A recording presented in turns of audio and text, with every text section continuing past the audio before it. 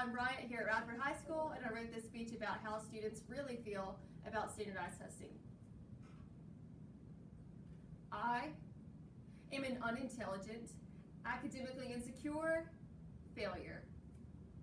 Or at least that is how the public education system is set up to make me believe. Starting in the second grade, school has been a mental purgatory for me. I've gone from sobbing at the dining room table flipping my flashcards to now depending on anxiety pills to help get me through each big test. SOL tests cannot prepare our students of today for the real world or provide the skills that are in highest demand by Virginia businesses.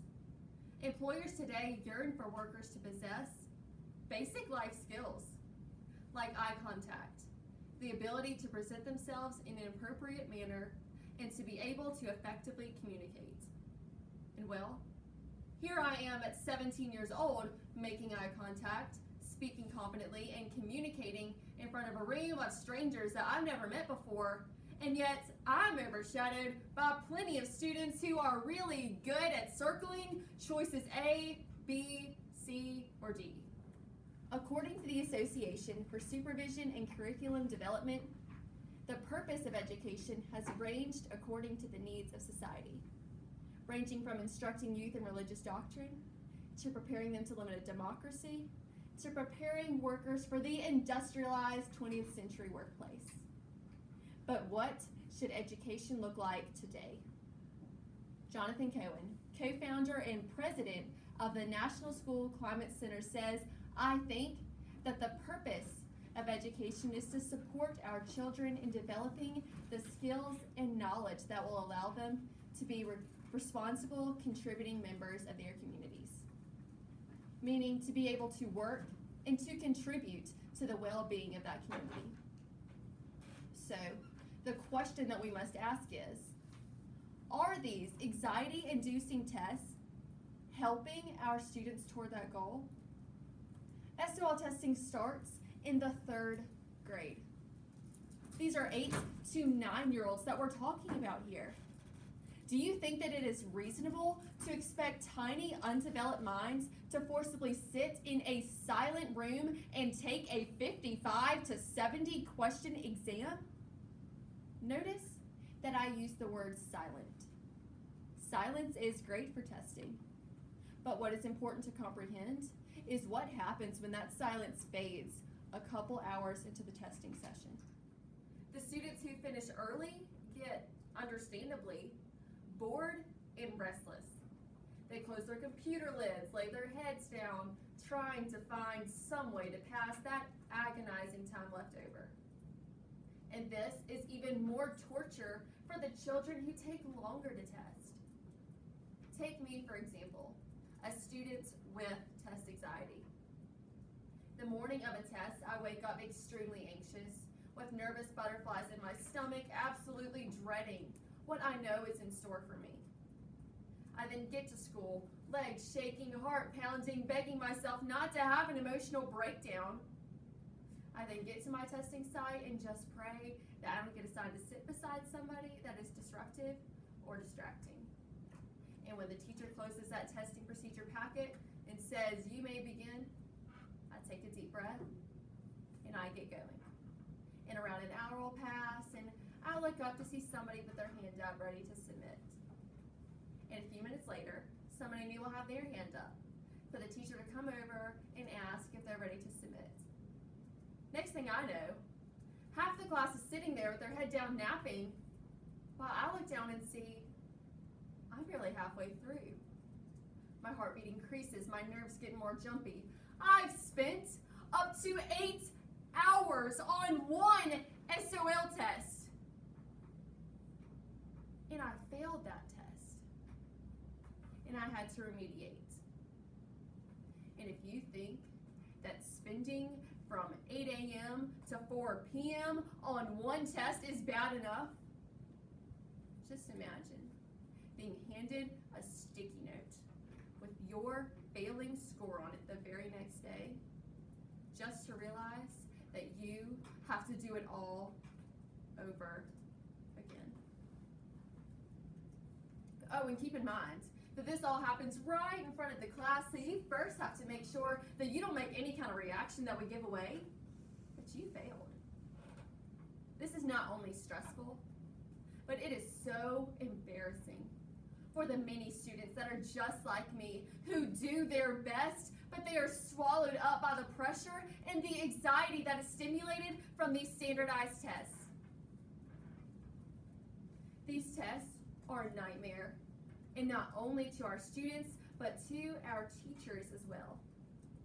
Teachers are made to make their entire curriculum revolve around this one single test and feel as if their job is on the line if those students do not pass.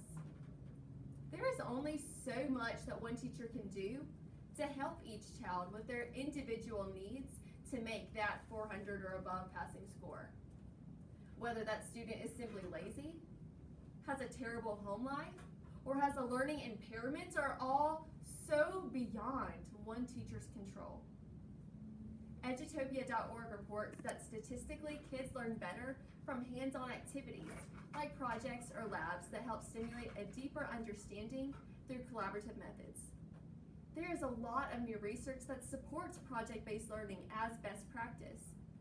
Yet teachers are often not given the time to teach with those methods because they only have a few months to cram in as much material as fast as possible before that SOL test comes around. And this causes overwhelming effects on the mental health of our students.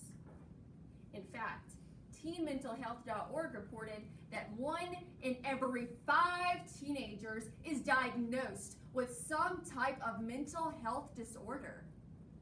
And like a tobacco company, the SOL test makers are aware of these statistics, and they simply do not seem to care. In an article titled, "No Tests Left Behind, How Pearson Made a Killing on the U.S. Testing Craze," it states, the sense that students are being over-tested is no illusion. One study found that average student took 112 standardized tests from kindergarten to graduation, spending an average 22 hours a year just taking those exams, let alone preparing for them. However, a thorough research review from the National Research Council concluded that for most test-based accountability programs, the overall effects on achievement tend to be small, and they are effectively zero. I'm blessed to have a family that cares so deeply for me and understands my constant struggles throughout all of this testing.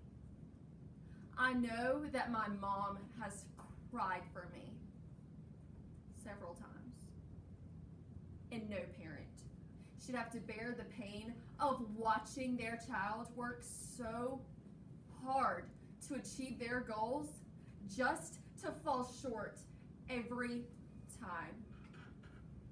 There are a lot of kids who aren't so fortunate to have the support system that I do.